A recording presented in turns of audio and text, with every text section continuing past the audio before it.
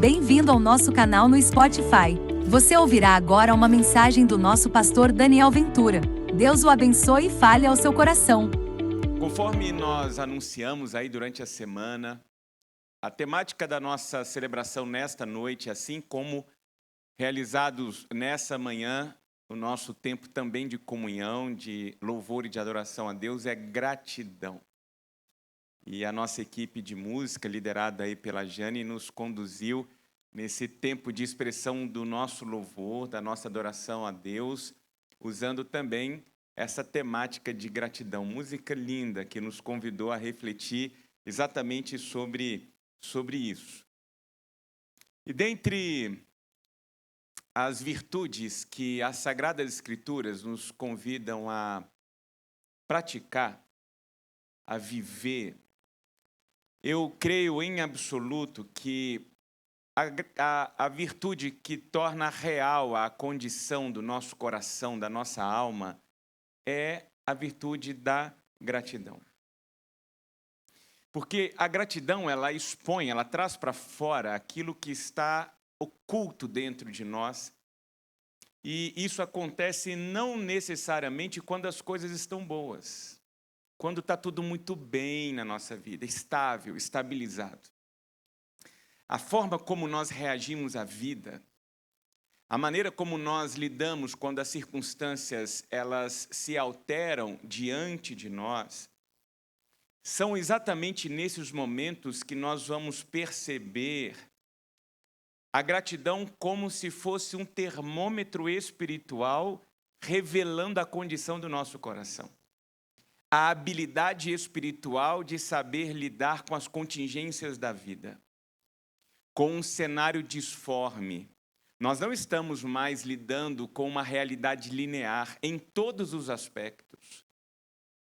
Nós não temos competência sequer de prever o que há de acontecer conosco daqui uma semana, daqui um mês. Nós carregamos agendas, criamos os nossos planejamentos apenas por uma questão de esperança, na expectativa de que estejamos lá e que consigamos, estando lá, realizar o que nós desejamos, mas nós não temos garantia alguma para isso. E são exatamente nesses momentos em que a vida parece que nos dá um sulavanco, nos surpreende com o inusitado, com o inesperado, é que nós vamos revelar a estabilidade da nossa alma, o equilíbrio do nosso ser. E a gratidão, a forma como nós olhamos para a vida, ela é testada e atestada exatamente nessas situações. E a grande pergunta que surge é: como desenvolver de forma adequada a prática dessa virtude? E onde que nós vamos encontrar essa gratidão que nos conduz a uma postura adequada diante da vida? Eu acredito que o primeiro passo é desenvolver em nós uma postura de humildade. Porque você há de convir comigo de que a gratidão, ela é oriunda de um coração humilde. De um coração que olha para a sua vida, que olha para a sua existência e reconhece que tudo aquilo que tem, tudo aquilo que é, não é fruto do esforço. Não mesmo. Nós só chegamos até aqui porque, antes de tudo, a graça de Deus foi renovada sobre as nossas vidas. Você sabe disso. Quantas e quantas situações na sua história, na sua trajetória, ali você tem o que eu costumo denominar como marco espiritual. Como essa marca da presença de Deus, do cuidado de Deus. Lá sobre a mesa da sua casa tem uma testemunha viva do cuidado de Deus. Que é o mantimento, a provisão, o pão nosso de cada dia que Ele nos dá. Poder ter um local para onde retornar, um teto sob o qual nós nos protegemos, nos refugiamos.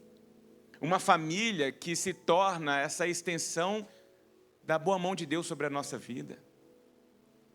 quantas e quantas são as situações pormenorizadas, mas que atestam e que notificam a nós o cuidado do Senhor, a bondade de Deus sobre as nossas vidas. Então, a gratidão é fruto de um coração que se percebe alvo daquilo que Deus, na sua eternidade, com a sua soberania, com a sua graça, com a sua generosidade, com a sua solidariedade, nos sustenta e nos alcança. Só que isso não cai do céu, você sabia disso? Depois do capítulo 1, verso 26 do livro do Gênesis, nós não temos nenhum ato de Deus em favor da humanidade que acontece isolado da humanidade. A própria criação do homem, representado na narrativa bíblica nominalmente como Adão, é feito na coletividade. É Deus triuno olhando para o corpo celeste, dizendo: façamos o homem à nossa imagem e à nossa semelhança. Até que chega a hora em que Deus percebe que no meio da eternidade, diante da presença de Deus, tem alguma coisa faltando. Você já parou para pensar nisso? Deus olhar para Adão e dizer o seguinte: não é bom que o homem viva só. Ora, está diante de Deus. Está na eternidade, diante do céu programado e criado por Deus. Está diante da criação, obra-prima da palavra de Deus, e disse Deus: haja luz, e houve luz. Mas é interessante que, se você observar, você tem acima do homem Deus, abaixo do homem a criação, mas está faltando alguma coisa que esteja em consonância, em identidade igualitária, essencialmente com o homem. Aí vem a versão 2.0 aprimorada, que são as mulheres. É verdade ou não é? Amém, meninas? Amém, vocês têm que se valorizar, é isso aí. Deus olhou e falou: você está faltando cabelo. Aí pôs um cabelo melhor nas mulheres. Tira esse, como é que o pessoal chama isso aqui? Gogó de Adão, né? Tira esse negócio. Pombo de Adão. Pomo de Adão, olha que negócio, que coisa mais ridícula, pomo de Adão, tira esse pomo de Adão aí, vamos fazer um pescoço liso, e aí vai aperfeiçoando, e de lá para cá, a própria criação da mulher, é Deus olhando para o homem e falando assim: olha, dá uma cochilada aí um pouquinho, tira um pedaço dele e cria essa versão aprimorada. Para que ela fosse essa extensão das mãos de Deus sobre a vida dele, ele fosse a extensão das mãos de Deus na vida dela, e aqui estamos nós.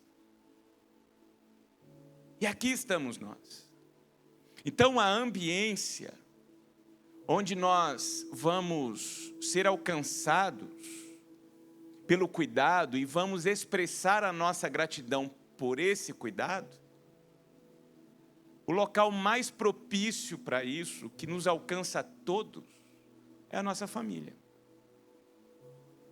É a nossa família. Porque essa graça, esse cuidado de Deus se manifesta com as pessoas próximas a nós. É ali que nós temos o compromisso de reconhecer esse cuidado de Deus e de expressar a nossa gratidão por aquilo que Deus bondosamente tem feito a nós por meio das pessoas que estão próximos a nós. Por isso que esse ano o nosso tema é família. Por isso que esse ano, todo primeiro domingo, nós nos aproximamos do texto sagrado e buscamos um texto sagrado, instruções de Deus para nós como família.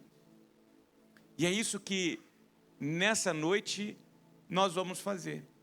Por quê? Porque não há ambiente mais fértil e ao mesmo tempo mais desafiador para nós vivermos a gratidão do que dentro das nossas próprias casas. Por quê? Porque as paredes das nossas casas, elas revelam realmente quem nós somos. Lá é o nosso ambiente de intimidade. Lá você não tem meias palavras. Lá você é o que você é. Por isso que hoje pela manhã, inclusive, disse, quer conhecer um homem, é só eu chamar a esposa dele e os filhos dele. Quer conhecer uma mulher, é só eu chamar o marido dela e os filhos dela. Com 10, 15 minutos de conversa, a gente tem um raio-x de quem realmente é. Como a história da viúva que está acompanhada dos 2 filhos no velório. Está lá o celebrante da cerimônia fúnebre. E aí lá pelas tantas ele olha para o esquife e diz o seguinte, olha, está aqui um homem extraordinário, que marcou o tempo, as pessoas, um pai exemplar, sempre presente, acompanhando os filhos, um marido irretocável, sempre expressando o seu amor.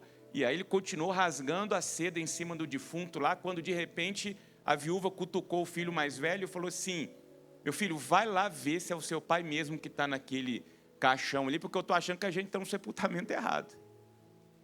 Porque eu não estou reconhecendo esse que o pastor está falando aí. A gente ri, mas essa é uma verdade que nos alcança. Especialmente nesse tempo em que fomos tomados e seduzidos pelos avatares. Nós nos tornamos avatares virtuais.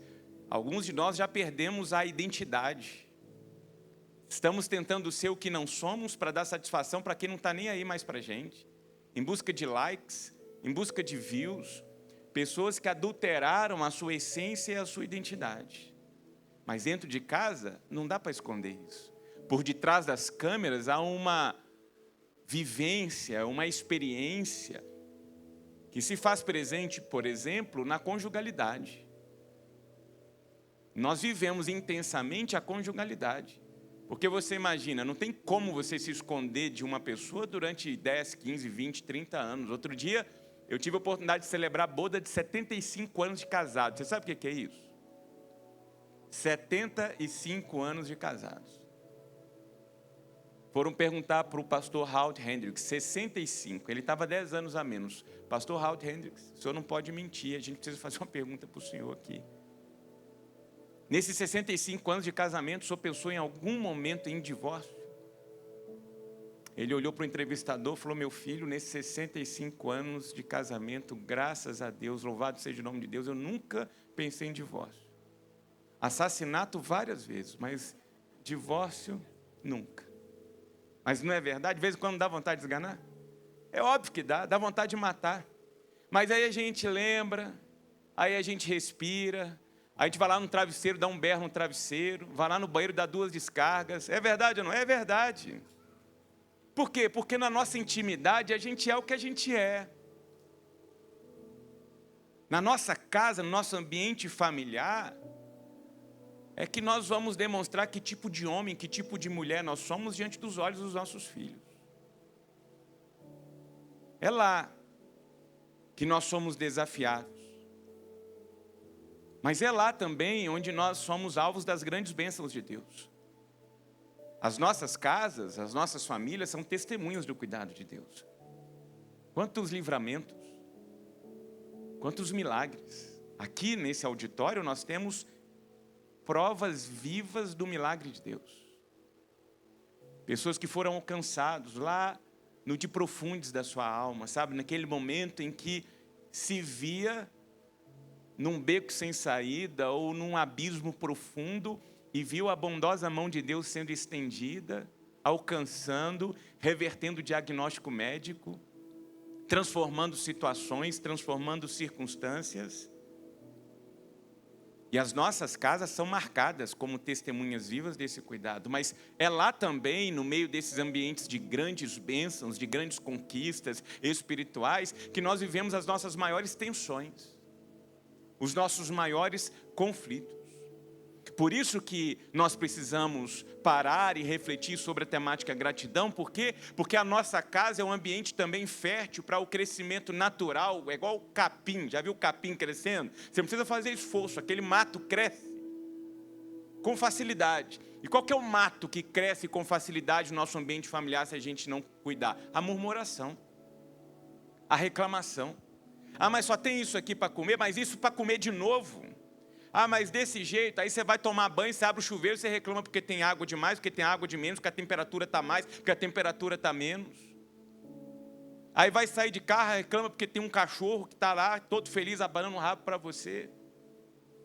E a gente vai reclamando porque choveu, porque deu sol e depois deu chuva de novo, e a gente tem que sair com casaco agora. Eu estou vivendo numa terra que chove, que faz frio, que faz sol, tem as 4 estações no mesmo dia, e a gente vai reclamando, e a gente vai murmurando. E é no meio de tudo isso que Deus está nos convocando aqui a cultivar um coração agradecido, a aprender a olhar com um novo olhar a vida. E o texto que eu quero utilizar como fundamento, como base para a nossa reflexão nessa noite, é um texto extraordinário, que você conhece muito bem, mas um texto que me deixou intrigado por várias e várias vezes, e eu acredito que seja também um texto que, quando você o alcançou com seus olhos, mexeu com o seu coração, que é a carta que o apóstolo Paulo, a sua primeira carta aos Tessalonicenses, lá no capítulo 5, verso 18, que eu quero convidar você a acessar a sua Bíblia, a despeito da projeção que teremos do texto, a despeito da leitura que farei do texto. Eu quero convidar você a acessar o texto, seja aí de forma analógica, seja de forma digital. A primeira carta de Paulo aos Tessalonicenses, capítulo 5, verso 18. Um texto curto, mas profundo, provocativo. Eu leio na Nova Versão Internacional, com uma pequena adaptação da Nova Tradução Linguagem de hoje, quando o apóstolo Paulo se dirige a uma comunidade de fé, que é a igreja de Tessalônica, e diz a eles o que nesta noite está dizendo a nós, por meio da palavra viva e eficaz, que é a Sagrada Escritura. Sejam agradecidos em todas as circunstâncias, pois esta é a vontade de Deus para vocês em Cristo Jesus. Sejam agradecidos em todas as circunstâncias, porque essa é a vontade de Deus para vocês em Cristo Jesus.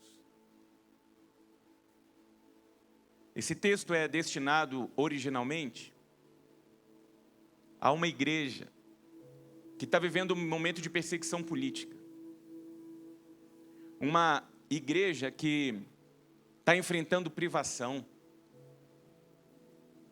Uma igreja que está com o seu coração marcado pelo medo. E é a essa igreja que, de forma desafiadora, Paulo se dirige dizendo: olha, em meio a tudo isso, aprendam a desenvolver um coração grato. Sejam agradecidos em todas as circunstâncias. Quem não chegou nesse texto e se sentiu provocado por essas palavras? Como assim ser agradecido em todas as circunstâncias? Porque eu vou repartir o texto em 3 partes e vou fazer uma leitura, para mim, lógica, porque quando a gente vê a abertura do texto, quando Paulo diz, olha, sejam agradecidos, isso está muito claro para nós. O que Paulo está pedindo para nós? Olha, desenvolva um coração agradecido. Sejam agradecidos, porque, como nós vimos, a gratidão, ela encarna a humildade. Um olhar que sabe que aquilo que está vivenciando, aquilo que está passando, aquilo que está enfrentando, é fruto da vida, mas ao mesmo tempo uma oportunidade extraordinária de nós reconhecermos o cuidado de Deus, a bênção de Deus, a dependência desse Deus que prometeu por meio do seu Filho Jesus que estaria conosco todos os dias. Isso é uma promessa de Deus para nós. Então nós precisamos e sabemos com facilidade o que significa ser agradecido. Nós também entendemos com muita clareza quando Paulo diz, pois esta é a vontade de Deus. Por quê? Porque Deus se agrada de um homem e de uma mulher que nutre um coração agradecido. Porque a gratidão expressa fé, a gratidão expressa confiança, expressa submissão à vontade de Deus. Então, para nós, está claro isso.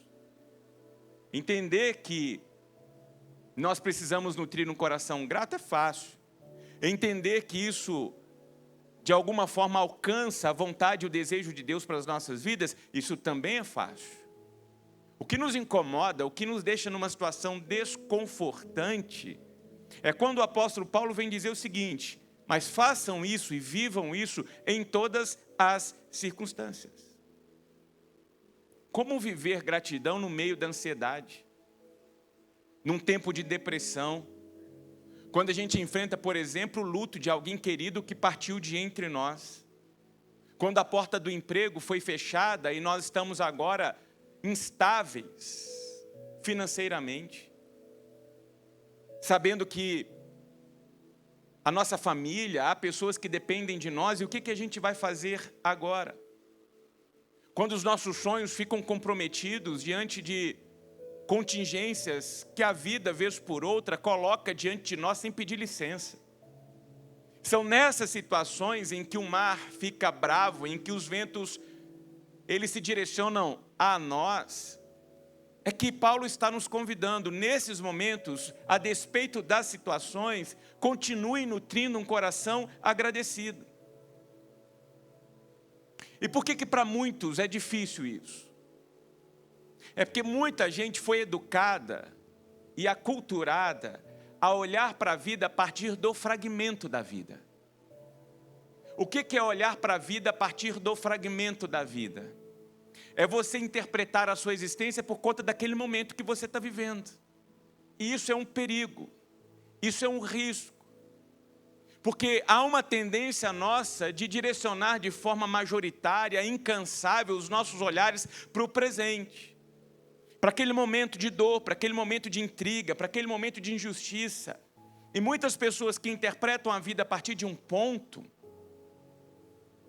essas pessoas tomam decisões precipitadas e por vezes irreversíveis, que não só dão cabo à sua existência, à sua vida, à sua dignidade, mas que macula e afeta as pessoas que estão ao seu redor. Citei hoje pela manhã os episódios históricos que alcançaram a humanidade na virada lá do ano de 1999 para o ano 2000, lembra? Ficou um burburinho. Vai dar caos no mundo, vai dar caos no mundo. Depois foi a virada do milênio, de 2000 para 2001. O Windows 3.11 vai dar bug, os bancos vão perder o seu dinheiro. Aí ficou aquela neura, e teve gente que começou a tomar decisões pautado numa interpretação fracionária da sua existência. Mas nós temos outros bons exemplos, e hoje pela manhã eu citei, e fui bem lembrado o nome, porque realmente não é um nome fácil de citar, que é Nick Vujicic. Eu fiz meu dever de casa, Nick Vujicic. Depois você vai pesquisar sobre esse jovem. Um jovem australiano, que nasceu com uma doença rara, denominada tetraamelia, que faz com que ele venha à existência sem os membros superiores e inferiores. Sem braços e sem pernas, só o tronco. Depois você tem a oportunidade de ler a história dele, ouvir o testemunho dele. Hoje ele é um dos palestrantes cristãos mais vistos e ouvidos no planeta. Porque ele vai falar muito sobre superação, sobre a ressignificação do olhar. Ainda pequenininho ali, criança, na primeira oportunidade que tem, se lança numa piscina, tentando dar cabo à sua vida, porque na cabeça dele é: como que eu vou viver sem braços e pernas? Até que em um determinado momento é encontrado pela graça de Deus, ele então tem ressignificado a sua mente, o seu olhar para a vida, sobre si mesmo, e começa a viver uma trajetória que você sente vergonha, Vergonha. Formado em finanças com 2, 3 graduações, 2 pós-graduações, casado, pai de 4 filhos. Alguém que em qualquer outra situação semelhante, ou às vezes melhor, estaria reclamando, estaria murmurando, praguejando. Contei hoje pela manhã uma experiência que eu vivi junto com Natália. Gustavo tinha 23 dias de vida, precisamos encaminhá-lo para uma cirurgia emergencial por conta de hérnia inguinal. Por orientação médica foi deixado na UTI numa observação durante 24 horas, nós sabíamos que era só uma situação de cuidado médico, mas o que nos impactou é que ao lado do leito do Gustavo havia uma criança que estava no leito desde que nasceu, há 9 anos. não andava, não falava, não via. E durante os 9 anos ininterruptos, seus pais iam para UTI e ali viviam um tempo que lhe era permitido para beijar o filho, para expressar amor ao filho, para agradecer a Deus pela vida do filho. Um testemunho que marcou a vida da equipe médica, dos enfermeiros, que marcou o hospital e que de forma muito rápida impactou a nossa vida. Pais que saíam do seu local de trabalho, a primeira coisa que faziam antes de qualquer outra tarefa, de fazer supermercado ou outra coisa, ia para o hospital de domingo a domingo, durante 9 anos. E se ele estiver vivo até hoje, estão lá os pais nessa jornada. E isso já fazem 13 anos. E que tinham todas as condições do mundo para murmurar, para reclamar. Mas estavam ali agradecendo porque tinham um filho, porque tinham condições médicas para prover ao filho tratamento, acompanhamento. É uma questão de ressignificação do olhar. Ou a gente vai enxergar meio copo vazio, ou a gente vai enxergar meio copo cheio. A gente decide. Está tudo de acordo com os nossos olhares. Então, quando Paulo diz: sejam agradecidos em todas as circunstâncias, o convite dele, em outras palavras, é isso. Desenvolva um novo olhar. Aprenda a enxergar de forma adequada a vida. E olha, ele tinha autoridade para isso aqui, porque esse camarada aprendeu a viver livre, aprendeu a viver em cárcere. Ele descobriu que a vida era marcada por vitórias, mas era marcada por derrotas, por ganhos, mas também por perdas. Por momentos de alegria, mas também por momentos de tristeza. Um homem que compõe uma das mais belas cartas que nós temos registrada nas Sagradas Escrituras, intitulada inclusive como Carta da Alegria, que é a carta que ele escreve à comunidade de Filipos, onde ele vai dizer preso àquela comunidade: alegrem-se, alegrem-se. Como que alguém preso tem a capacidade de escrever sobre alegria para alguém? É alguém que está em equilíbrio interior, é alguém que sabe quem é alguém que conseguiu descobrir uma força espiritual capaz de, a despeito do que acontece ao seu redor, manter-se íntegro, inteiro, inabalável. Esse é o milagre que Deus quer realizar nas nossas vidas. Grava isso no seu coração para que você não crie expectativas irreais com relação a Deus e se frustre na sua caminhada espiritual. Enquanto estivermos nessa realidade chamada vida, nós estamos sujeitos às contingências dessa realidade. Não existe uma bolha ultra gospel que nos protege porque nós amamos a Deus, porque nós lemos o Evangelho de Cristo Jesus. Não. Nós estamos sujeitos às enfermidades, às injustiças, às maldades. Todos nós estamos sujeitos a isso. O que nos dá a grande diferença entre nós e os outros é que nós decidimos andar pela vida de mãos dadas com Deus. Essa é a diferença, a grande diferença. É porque nós sabemos que aquele que está em nós é maior do que aquele que está no mundo. Que quando nós andamos pela vida de mãos dadas com Deus, nós já somos mais do que vencedores. Não porque as circunstâncias vão se alterar, não. Não necessariamente. O próprio apóstolo Paulo olha para Deus e fala assim: Deus, faz uma gentileza para mim, tira o espinho da carne porque está me incomodando. Esse negócio me incomoda. Ninguém sabe o que era o espinho na carne. Os especuladores vão dizer que era uma sogra que não morria, estava lá na cola dele. Tira essa mulher da minha vida. Mas isso é coisa da rádio peão. Mas há algo que incomoda Paulo. E aí o que Deus diz para ele? Deus diz o seguinte: olha, meu filho, vai continuar aí, porque a minha graça te basta. Isso é bom para você reconhecer quem você é e quem eu sou. Porque é na sua fraqueza que o meu poder se aperfeiçoa. Porque chega a determinadas situações nas nossas vidas que a gente sabe o seguinte: é só Deus. É só Deus. Não tem amigo, não tem dinheiro, não tem credencial, não tem diploma, não tem nada, absolutamente nada que vá gerar no nosso coração paz e segurança, senão a presença de Deus em nós. E Paulo sabia muito bem disso. Porque o que lhe trazia segurança era a paz de Deus que excede todo o entendimento. Porque essa paz, ela é incondicional. Ele sabia viver em paz, com alegria, com regozijo. Fosse preso, fosse liberto. E olha que ele passou por coisas que dá vontade de você olhar assim, você vai lendo os testemunhos que o apóstolo Paulo vai dando, especialmente nas suas cartas, você vai assim, eu sou miserável mesmo, eu tenho que parar de reclamar, porque eu não tenho problema. Eu não tenho problema, o camarada é açoitado, o camarada entra num barco, o barco entra em naufrágio, e esse é o cara que mais sofreu naufrágio, perseguição, injustiça. Deu bobeira, pum, prende, leva. E está lá, alegre. Mas Paulo, diferente de muitas pessoas hoje, ele tinha uma visão ampla da vida. Tem muita gente que anda hoje pela existência com uma visão rasa, uma visão rasteira. E por isso eu queria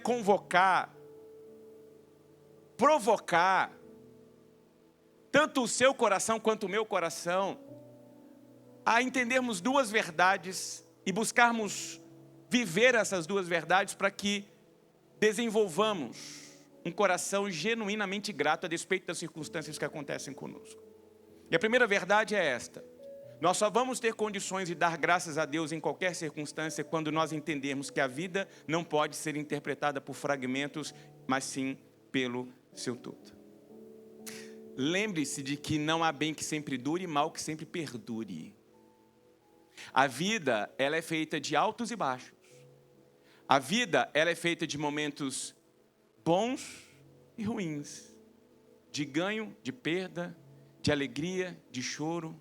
A vida é assim. E se nós reduzirmos a vida apenas aos momentos bons, nós nos tornaremos otimistas ingênuos. E se nós reduzirmos a nossa existência apenas aos momentos ruins, nós vamos nos tornar pessoas críticas, amargas, insuportáveis. Sabe, gente que é insuportável. Eu chamo os gambás espirituais. A gente, quando chega, azeda, fede o ambiente, porque só consegue reclamar. Pessoa que tem um olhar azedo para a vida, amargo para a existência. Vive na filosofia da hiena. Ó vida, ó céu, ó azar. Ó vida, ó céu, ó azar. Não. Nós podemos andar. Nós temos hoje condições de ir e vir, de enxergar. Eu lembro, e já contei esse testemunho aqui, de acompanhar um tio nas suas últimas horas de existência, nos seus últimos dias e horas de existência, já tomado pela diabetes, com uma insuficiência renal crônica. A orientação médica é que ele tomasse ou usufruísse apenas de uma pedra de gelo por dia. Era a liberação médica para ele. Já não enxergava, já não andava, estava lá no leito do hospital. E eu me lembro que nos últimos momentos dele, eu estou lá com ele e ele falou assim: sobrinho, eu preciso tomar água. Eu estou morrendo de sede, me dá água, pelo amor de Deus, me dá água. Sabe o que é uma pessoa agonizando, pedindo água para você? Eu nunca vi aquilo. Fui na enfermeira-chefe e falei assim: eu queria a liberação da senhora para dar água para ele. Ela falou assim: se você der água, ele morre. E eu pensei comigo, ele vai morrer. Ele não vai sair daqui. Eu tinha certeza absoluta. Eu falei, é melhor ele morrer tomando água do que ele morrer com esse desejo de tomar água. Tentei de tudo quanto foi jeito e forma de negociar com ela. Óbvio que ela não liberou eu dar água para ele. Aí, com muita insistência, ela falou assim: pega uma gaze, vai lá no bebedouro, umedeça essa gaze e passe nos lábios dele, porque isso vai dar uma sensação de frescor para ele. Gente, eu fui lá no bebedouro, tentei colocar uns 2 litros de água numa gaze. E voltei equilibrando aquilo para tentar atender da melhor forma possível o desejo dele. E aí eu fui espremendo aquela gaze, e à medida que aquela, sei lá, tinha 10 ml de água ali, ele, sem enxergar, já começou a chorar, porque aí eu comecei a ver nos olhos as lágrimas descendo. E eu ali constrangido, ele não me via mais, acompanhando o choro dele agora com o meu choro, por vê-lo naquela condição, e constrangido e envergonhado, porque eu estava tentando me lembrar qual foi a última vez que eu tinha agradecido a Deus por um copo de água que livremente eu tinha condições de pegar e tomar. Nós somos muito privilegiados. você faz parte de um percentual diminuto da sociedade. Por onde você vive.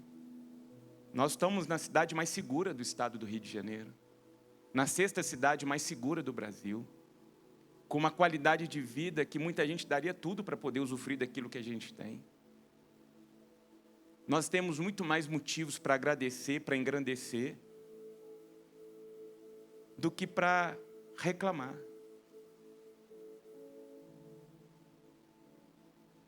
A gente precisa se manter, sabe, firme nessa trajetória nossa chamada vida. Entendendo como numa caminhada de subida numa montanha, e nós estamos cercados de montanhas aqui, né? Aqui do nosso lado tem o do sino lá, como é que é o nome lá? Pico do Sino. Pedra do Sino. É o ponto mais alto do Rio de Janeiro. São mais de 7.000 metros de altitude. Aí você começa a subir, porque tem uma turma aí que está querendo fazer essa subida. Nesse dia eu tenho um compromisso, já está na minha agenda, inclusive. Aí eu fico imaginando, você está subindo ali, você chega a 1.500 metros. Aí você começa a olhar para dentro de si e perguntar assim, o que eu estou fazendo aqui? Aí você chega com 3.000 metros de altitude, você começa a se martirizar. Seu infeliz, você podia ter descido com 1.500 metros, você resolveu subir mais 1.500. Aí quando você chega ali por volta dos 5.500, 6.000, você pede para Jesus voltar. Alexa, toca a última trombeta aí para Jesus voltar. Mas aí você já chegou a 6.000, vamos chegar a 7.000 alguma coisa. Aí você sobe. Quando você chega lá em cima, aí você fica sem palavras, porque por mais que a trajetória é marcada por percalços, há uma paisagem que só pode ser contemplada quando você chega lá. Não tem fotografia, não tem filmagem que traduz. Aí, tá vendo? Não tem imagem que traduza a experiência. E sabe o que é interessante? É que Deus está nos conduzindo para uma imagem espetacular da nossa vida e da nossa existência, que é os céus com Ele. Deus está caminhando conosco para aquele grande dia. E eu preciso te dizer que nessa trajetória vai ter cascalho no caminho. Vão ter escorregões no caminho. Vai ter hora que você vai ter que parar, vai ser obrigado a parar, recobrar suas forças, para continuar essa trajetória. Por isso Paulo vai insistentemente dizendo para nós, olha, está no meio do cascalho, tomou um escorregão, mas conseguiu ver Deus contigo, andando ao teu lado, aprenda nesses momentos dar graças a Deus. Porque concorda comigo que só tem problema quem está vivo? Só tem doença quem está saudável? É só a gente mudar a maneira de enxergar a vida. Vai lá no cemitério da cidade para você ver se tem algum doente lá enterrado. Não tem, não. Ninguém que está ali tem problema. Não, só tem problema quem está vivo. Então vamos dar glória a Deus porque a gente tem problema, porque é sinal de que a gente está vivo. É verdade, olha como que a gente vai mudando a maneira da gente entender e enxergar a nossa existência. Olha para um todo, para quanta coisa linda está acontecendo. Tem hora que você está com vontade de esmagar o seu cônjuge. Louvado seja Deus por isso, porque você está casado, você tem alguém que decidiu dividir a vida ao teu lado. É verdade ou não é? É óbvio que é verdade. Então a gente precisa aprender a ressignificar a vida, parando de enxergar a vida pelos fragmentos e enxergando pelo todo. E a última verdade, o propósito de Deus continua. Apesar do que nós e os outros estragamos. Porque uma coisa é certa, Deus nos abençoa. Só que a gente é mestre de estragar as bênçãos que Deus nos dá. Com as nossas falas, com a nossa postura, com o nosso egoísmo, a forma às vezes como a gente se dirige ao outro, pessoas e relacionamentos que são afetados pela maneira como a gente abruptamente está agindo e está reagindo. Vamos valorizar os nossos relacionamentos. Gente, amizades hoje, especialmente espirituais, isso dinheiro não paga um negócio desse. Nós estamos vivendo no meio de uma sociedade adoecida. adoecida. Eu falava hoje no discipulado dos homens, eu tive a infelicidade de ler a notícia de um filho de Deus doente, porque aquela alma está adoecida. Ele casou com um jacaré. Ele casou com um jacaré. O jacaré estava vestido de noiva. É rir para não chorar. Aí você imagina um infeliz desse que ainda consegue a guarda de uma criança que tem como mãe um jacaré. Olha, gente, olha onde a gente está parando. Então, se você encontrou uma comunidade menos adoecida, é uma turma que de vez em quando morde a orelha, mas está ainda sóbrio mentalmente, emocionalmente, agarra na mão dessa turma. Porque lá fora, gente, sinceramente, eu não sei onde que a gente vai parar daqui 15, 20 anos. Não sei. Por isso a gente precisa valorizar os nossos relacionamentos, esse ambiente. Isso aqui é presente de Deus para nós.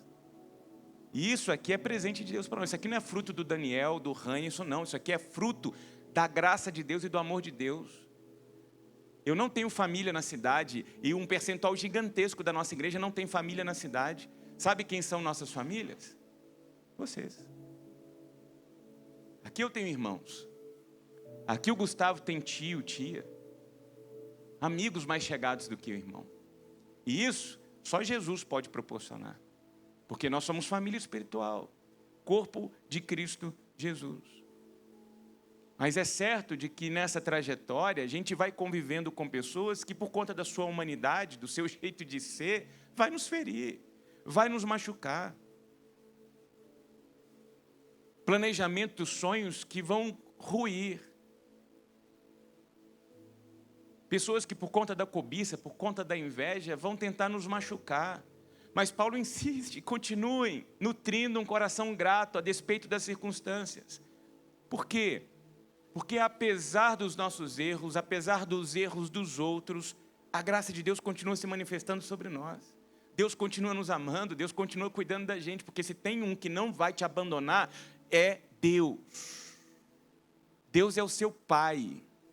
Ele que te criou com um propósito extraordinário. Os planos dele são planos maravilhosos para você. Ainda que seu pai e tua mãe te abandonem, ainda que os seus amigos te abandonem, eu não te abandonarei. Palavras de Deus para nós.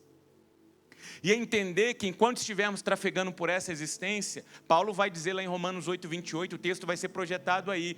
Em todas as coisas, Deus vai, juntamente com aqueles que o amam, dos que foram chamados de acordo com o seu propósito, trazer à existência aquilo que é bom. Não vamos sair daqui acreditando, e você não vai ouvir isso desse púlpito, que existe uma teologia triunfalista, uma proteção ultra gospel plus max para você, porque não existe isso.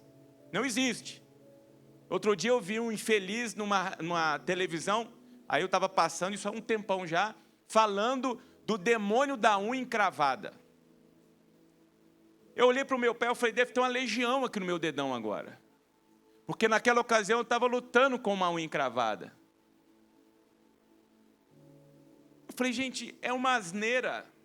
É uma asneira. Porque isso não é problema. Você acha que o diabo vai ocupar o tempo dele para ficar pegando na tua unha? Tem gente ainda achando que Satanás vai aparecer com tridente, com pé de bode, fedendo enxofre, com chifre, correndo atrás de você. Gente, isso é fruto lá do inferno de Dante lá, é toda uma coreografia. O diabo é sorrateiro. Ele vem de forma silenciosa, imperceptível. Está ali do nosso lado, nos provocando, tentando nos seduzir como seduziu Eva, como seduziu Adão, numa forma ali amigável. E é interessante isso, porque parece-me que a estratégia de Satanás continua a mesma, ele não tem o que inventar, até porque já está derrotado. É o previsível. E qual é o previsível? É tentar nutrir dentro da gente, provocar dentro dos nossos corações um olhar inadequado para as coisas, um olhar inadequado para a vida. É ele olhar para dentro da gente e falar assim, sinceramente, você acha que Deus é bom com você? Por que isso está acontecendo com você? Quantas vezes nós não fomos provocados a perguntar, poxa Deus, o Senhor está de brincadeira comigo? Eu estou tentando levar as coisas a sério, estou tentando andar no caminho do Senhor, e o Senhor vai permitir que isso aconteça comigo? Mas é lá o inimigo sorrateiramente sussurrando no nosso ouvido. Olha, se você ama a Deus, por que a sua família está enfrentando essa crise? Se você de verdade está diante de um Deus que é bom, que é um Deus de amor, por que o seu filho está passando por essa situação? E vai tentando plantar dentro da gente pensamentos inadequados, tentando ferir o nosso olhar para com relação ao caráter de Deus. Deus é bom, Deus é amor. O mal não nasce da mão de Deus, o mal é fruto da desordem e do pecado da humanidade. Salmo 115, os céus pertencem a Deus, lá a vontade dele é feita, a terra ele entregou aos filhos dos homens. Então o que está acontecendo aqui é a nossa habilidade, a nossa maestria de colocar a ordem de Deus em desordem. O problema é nosso, não é de Deus. Então quando alguém vier perguntar onde está Deus no meio disso tudo, você responde o seguinte: Ele está no mesmo lugar que Ele estava quando mataram o filho dele. Quando injustiçaram o filho dele. Ele sabe o que você está passando. Ele sabe porque ele passou por isso, ele foi injustiçado, ele foi perseguido, ele foi traído. E aí ele diz: fica firme, erga a cabeça, tenha bom ânimo, porque eu venci. E juntos nós somos mais do que vencedores. A gente precisa acreditar nisso. Essa é a vacina contra a ingratidão. Essa é a vacina contra a murmuração. É exatamente uma confiança inabalável em Deus. É a certeza plena de que Deus permanece com os seus propósitos e com os seus planos maravilhosos para nós. Nunca se esqueça disso, Deus te ama. Hoje o pastor Alecrim celebrou a ceia memorial com a gente. É para nós nos lembrarmos que aquele que foi morto naquela cruz, foi morto porque amava a gente. E fez aquilo por você, individualmente. E a maior prova disso está lá no Éden, porque eu sei que tem umas mulheres aí que estão doidas para chegar no céu e puxar o cabelo da Eva. Porque algumas pessoas pensam o seguinte: gente, não era mais fácil Deus ter acabado com Adão e Eva e ter recomeçado tudo? É, na nossa visão egoísta é. Agora, se você fosse Adão e Eva. E aí o que ele faz? Ele demonstra o amor dele, individual. A morte de Cristo foi para você, por você. Coração agradecido. E o próprio Jesus nos ensina isso. Lembra na multiplicação dos pães e peixes? Uma multidão segue Jesus, as horas estão passando, a fome vai se manifestando, e de repente os discípulos estão incomodados, um começa a olhar para o outro, e aí alguém toma coragem, chega para Jesus e fala assim: Senhor, eu não queria ser porta-voz do caos não, mas nós fizemos uma contabilidade rápida aqui, tem 5.000 homens, fora as mulheres, a gente parou, porque só de homem tinha 5.000, fora as mulheres e as crianças, e está todo mundo faminto. Se eu puder dar um conselho para o Senhor é o homem do conselho, mas se eu puder dar um conselho para o Senhor, manda a turma embora. Porque a gente chegou aqui, já fez uma vistoria e só conseguimos encontrar 5 pães e 2 peixes. Aí o que Jesus diz? Traz aí os 5 pães e 2 peixes.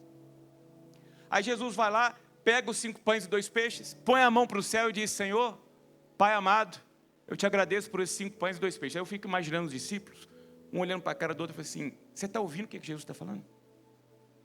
Gente, o que vai acontecer quando terminar essa oração? Tem 5.000 homens morrendo de fome. Aí nós vamos gritar o que aqui? Olha, tem 5 pães e 2 peixes, os 7 primeiros que chegavam vão comer, o resto vai passar fome, eles vão matar a gente. E é interessante que na hora em que Jesus desce os cestos, depois de dar graças, ele começa a distribuir e vai distribuindo. Eu falei isso de manhã: se você acha que o McDonald's que criou o McFish, você está enganado. Quem criou o McFish foi Jesus Cristo. E dá pão com peixe, dá pão com peixe, vai distribuindo pão com peixe, dá pão com peixe, e todo mundo vai comendo, e volta e come, e volta e come, e volta e come. Imagina aqueles adolescentes da Palestina, porque os nossos hoje, tem umas famílias aí que estão querendo entrar na fila da Casa Solidária para pegar a cesta básica, por causa dos adolescentes que tem em casa. Você imagina naquela época. E todo mundo come, até não conseguir mais ver pão e peixe. Chega, apartai-vos de mim, McFish. E aí o milagre acontece, ainda sobram 12 cestos. É um para cada discípulo, sem vergonha lá, que não estava crendo e acreditando. Tá aí, agora vocês ainda vão voltar com um cesto cheio para casa, vocês aprenderam a confiar. Agora olha que coisa extraordinária. Jesus não olha para a escassez e nem se frustra porque não tem mais. Papai do céu, o Senhor me colocou numa enrascada, eu vim aqui, estou pregando e o Senhor só me arruma 5 pães e 2 peixes. O Senhor está de brincadeira comigo? Não. A primeira atitude, a primeira postura de Jesus foi: Pai, eu te dou graças porque eu tenho 5 pães e 2 peixes. E depois que ele agradece, sabe o que acontece? O milagre acontece. Quando ele agradece pelo que ele tem, o milagre acontece, porque aquilo se multiplica e vai se multiplicando e vai se multiplicando. Tudo porque o primeiro pensamento de Jesus foi dar graças. Quando a gente aprende na primazia adotar uma postura de gratidão, a consequência não é outra, senão milagre, milagre e milagre. E esse é o convite que eu quero fazer para vocês, como família. Olhar para o pouco, olhar para o imperfeito, para aquilo que não atende todas as nossas expectativas e dizer: Deus, obrigado, porque a nossa casa tem 5 pães e 2 peixes. E olha, de uma coisa estou certo, todo mundo aqui tem abundantemente mais do que 5 pães e 2 peixes. É olhar para o que a gente tem e dizer: Deus, obrigado por aquilo que o Senhor com graça me deu. E aí que essa postura vai abrindo um ambiente de milagre sobre a sua vida. Famílias agradecidas se tornam famílias mais unidas. Famílias agradecidas se tornam famílias mais cheias da presença de Deus. Então você vai sair daqui hoje desafiado a agradecer a Deus pelos 5 pães e 2 peixes que Ele colocou na sua vida. Agradecer pelos 5 pães e 2 peixes.